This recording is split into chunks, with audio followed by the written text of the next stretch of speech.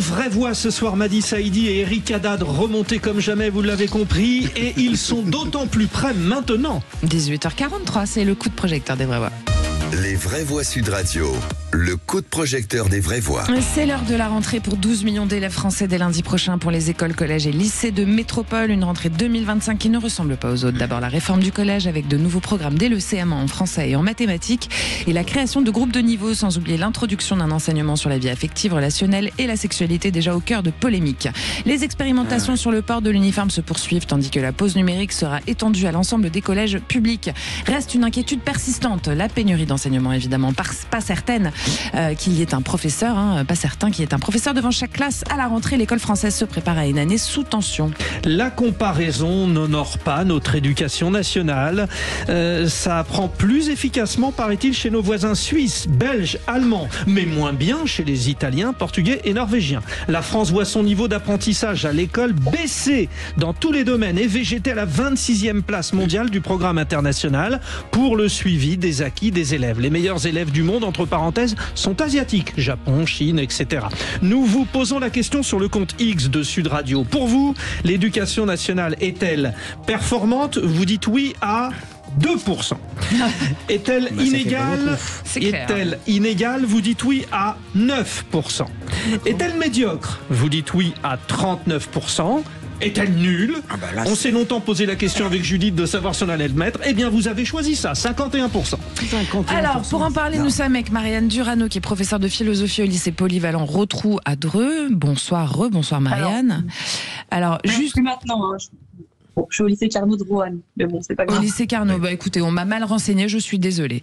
Voilà, on va noter lycée Carnot de Roanne. Alors, Marianne, juste avant la coupure, moi je vous ai demandé si l'éducation nationale était prête à relever le défi de cette rentrée, et vous m'avez répondu par formation et inégalité scolaire. Allez-y, on vous écoute. Mais oui, alors d'abord, je voulais quand même réagir sur le sondage réalisé auprès de vos auditeurs. C'est vrai qu'en tant qu'enseignante du public, ça fait toujours très mal au cœur de savoir que 50% de mes contemporains estiment que l'éducation nationale est nulle. J'aimerais savoir sur ces 50% combien, en fait, sont eux-mêmes les fruits de ce système scolaire qui est défaillant, certes, mais qui a quand même... éduquer une bonne partie d'entre nous et Marianne Durano, je me permets une petite parenthèse parce qu'elle est très importante. Déjà, ce n'est pas un sondage, c'est une consultation, ce qui relativise bien sûr, et c'est auprès de nos auditeurs. Dans ce genre de consultation, évidemment, les gens qui se sentent plus concernés et qui sont plus fâchés ont plus tendance à participer que ceux qui, comme moi, sont très fiers d'être passés par l'éducation nationale. Mais sinon, on est sur Sud Radio aussi, parlons vrai, voilà. Allons-y. Mais c'est pour ça que je me permets. Mais allez-y, et continuez. Oui, tout à fait. Cette petite pique, parce que je pense qu'il faut vraiment réussir à distinguer l'éducation nationale comme objet politique, c'est-à-dire le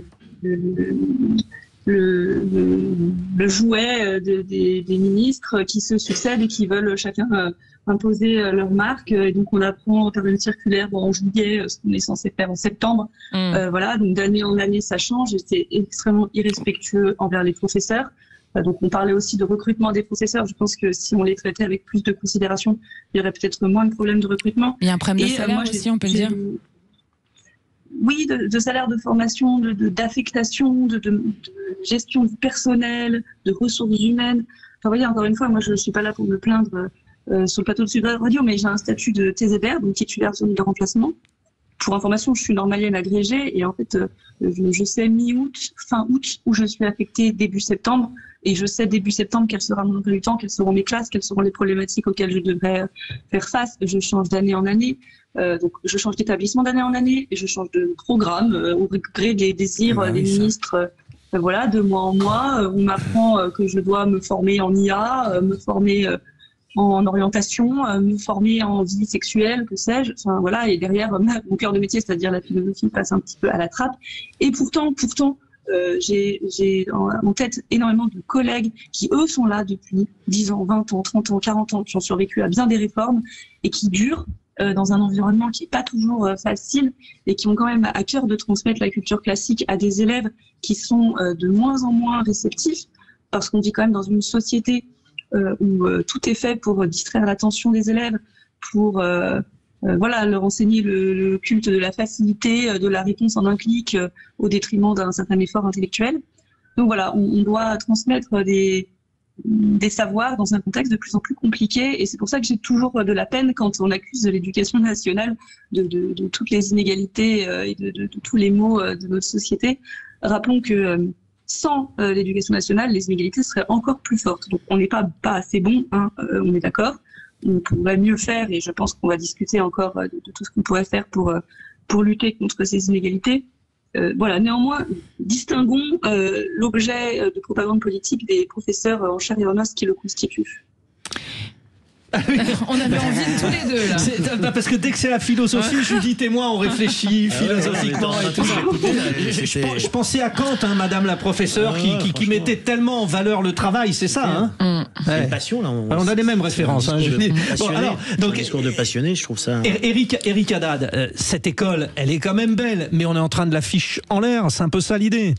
On est un petit peu effectivement d'affiche en l'air, mais bon, elle reste belle, mais il y a peut-être effectivement aujourd'hui un certain nombre de dysfonctionnements.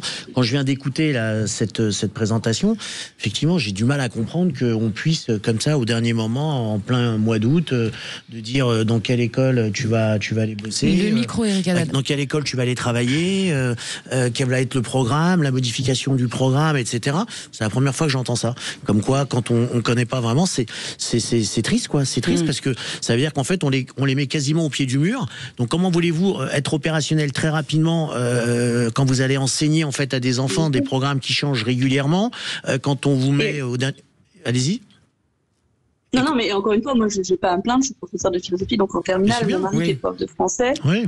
Il était prof en BTS, donc supérieur. Oui. Et on lui a appris fin août que, en fait, en septembre, c'est collège.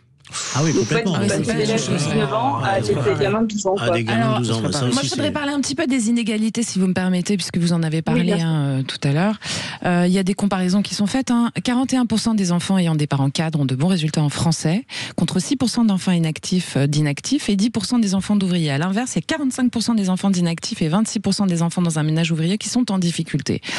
Donc il y a un vrai problème, effectivement, parce que l'école, finalement, ce qu'on en tire, ce qu'on en entend, c'est que l'école ne fait plus son travail. C'est-à-dire que moi, quand j'étais petite, il y avait tant le fils de la concierge que le fils du cadre dans la classe, et on avait à peu près tous un niveau correct, parce que on était accompagnés de manière à être bons élèves, quoi. Il y avait une espèce d'atmosphère, une volonté, peut-être même philosophique. Vous allez pouvoir nous en parler, Marianne, qui faisait que les enfants y arrivaient, quoi. Il y a deux choses. Il y a déjà une évolution de la société avec une segmentation géographique qui fait que certains quartiers sont de plus en plus précarisés, tandis que d'autres sont de plus en plus gentrifiés, avec en plus des logiques de parents cadres supérieurs qui vont choisir les bonnes orientations pour leurs enfants, pour qu'ils soient dans le bon établissement. La carte scolaire, la réforme du bac permet de plus en plus ça. Donc en fait, on voit bien qu'il y a une concentration de difficultés dans certains établissements, mais pire que ça, il y a plein d'études qui le montrent, tous les dispositifs qui visent à réduire les inégalités, par exemple au niveau de la lecture, bénéficient surtout à ceux qui sont déjà privilégiés. C'est-à-dire alors, justement sur cette question, parce que je voulais qu'on entende Madi Saïdi. Madi Saïdi, il y a l'option, c'est-à-dire que il y a des inégalités. Est-ce qu'on met tout le monde ensemble au risque de freiner les meilleurs, ou est-ce qu'on adapte? Il y a ça aussi. Oui, c'est compliqué. L'égalitarisme. Oui, c'est ça. Moi, je suis très contente d'entendre ce témoignage. D'abord parce que je sens de la passion, et puis je trouve qu'il y a une vraie crise de la vocation des profs aujourd'hui. Je trouve que c'est bien qu'on ait encore des profs qui y croient et qui ont envie de donner. Pour moi, être prof, c'est vraiment un sacerdoce. C'est vraiment, on y va. Et il y a ce vrai problème. Moi, je fais partie de cette génération pour qui l'école, c'était un sanctuaire. L'école donnait la capacité. Tout le monde pouvait réussir, qu'on soit le fils de concierge, fils de femme de ménage, fils de parents analphabètes. Et aujourd'hui, malheureusement, l'école, la République n'est plus capable de répondre à cette promesse sociale. Et le problème, effectivement, c'est qu'au lieu de tirer, moi je trouve, les élèves vers le haut, moi j'ai été à l'école en banlieue, et honnêtement, après je me suis retrouvée dans le privé, mais je n'ai eu aucune difficulté avec d'autres gamins ailleurs. Mais aujourd'hui, je trouve que dans les banlieues, malheureusement, et ailleurs, beaucoup d'enfants sont sacrifiés parce que de tirer les jeunes vers le haut, en leur disant que c'est possible, quel que soit ton milieu social, en fait, on les tire vers le bas. Et ça, c'est un vrai problème. C'est un vrai problème. Merci beaucoup. On va être obligé de se quitter, hélas. On aurait pu continuer cet échange longtemps. Marianne Durano, on vous remercie. Vous êtes professeure de philosophie au lycée Carnot de Roanne. Merci pour votre témoignage aujourd'hui. Merci Eric Haddad. Merci à vous. On rappelle que vous êtes PDG du du groupe Connect Travail Temporaire. Et vous, Madi Saïdi, vous êtes spécialiste, consultante en communication et puis auteur. On vous remercie aussi. Merci Frédéric Brindel. Sacré duo, nos vraies voix ce soir. On était bon aujourd'hui. Merci Judith, à demain. À demain les amis, 17h. Et on retrouve Laurie Leclerc du côté des commerces tout de suite.